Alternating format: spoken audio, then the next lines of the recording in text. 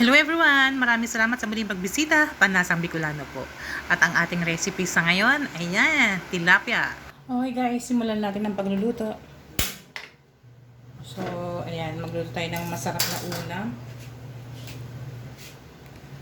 Unahin natin yung bawang.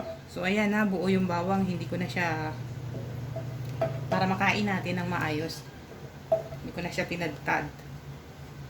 Luya. Sibuyas,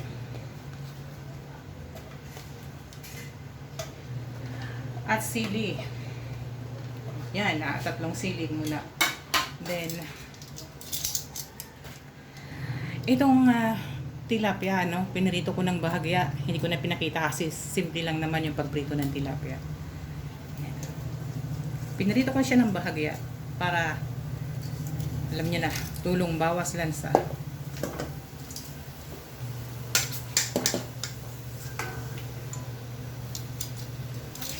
Konting asin. Bukas na yung apoy, no?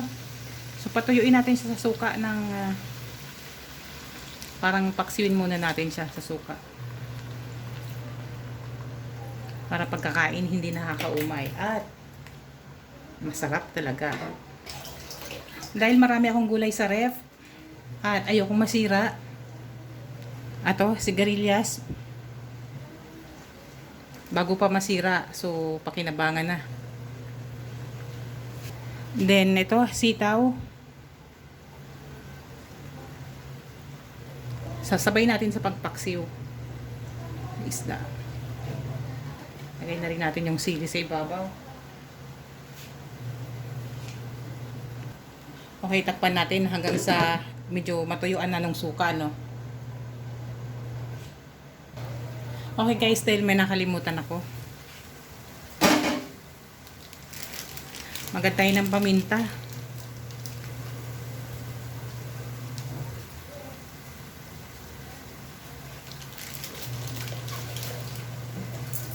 At asin.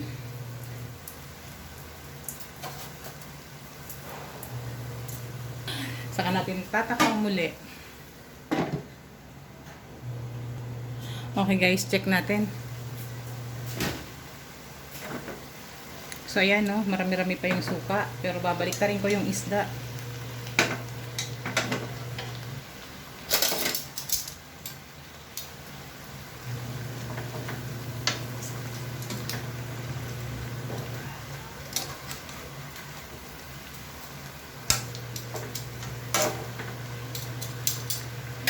Kayo, milalim na yung mga gulay, no?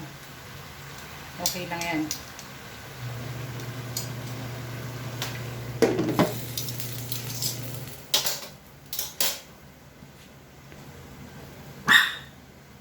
So, okay guys, check na natin. Ayan, no? Okay na to. Baga natuyuan na ng suka. Ilagay na natin yung kakang gata.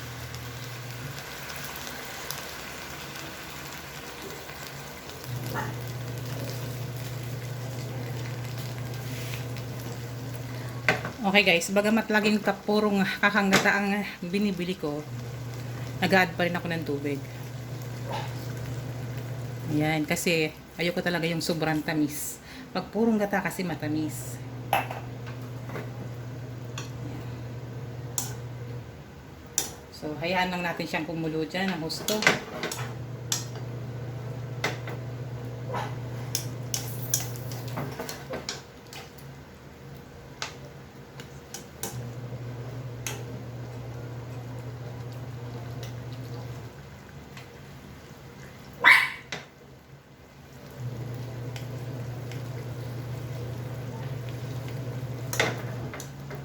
Tikman natin yung lasa. Okay, tikman natin yung lasa, no?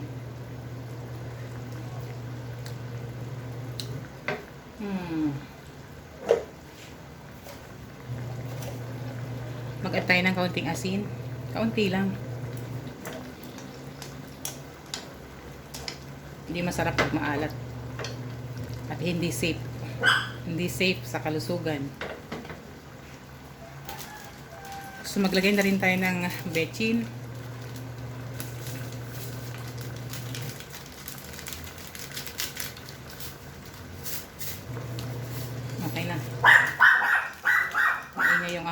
umaga. Ganyan yan pag may naririnig sa labas ng ingay ng ibang tao. Maingay talaga.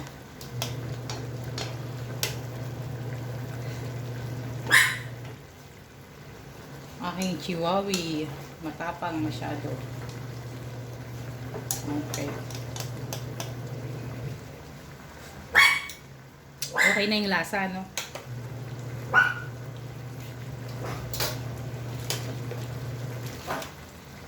Dahil nagki-crave talaga ako sa gulay, maglalagay ako ng pechay. Gusto kong kumain ng maraming gulay ngayon. Pechay muna, dahil meron pa kasunod dyan. Takpan natin. Okay, check natin muli.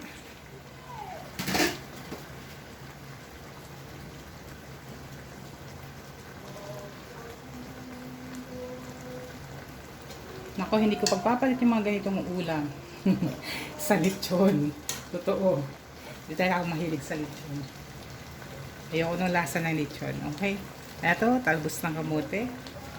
Ito naman, pag bumaba na yung talbos ng kamote, okay na yan. Okay, check na natin.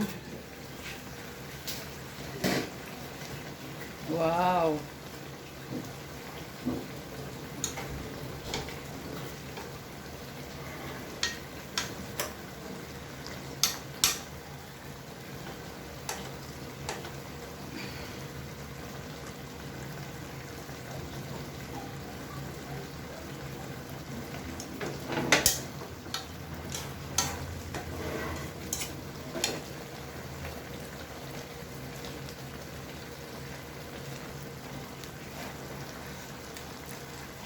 Sarap.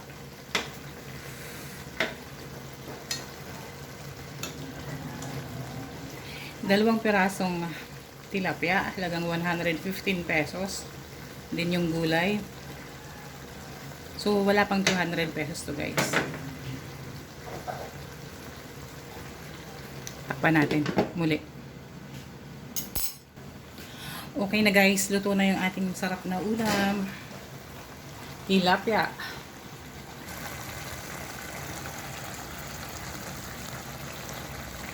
Okay.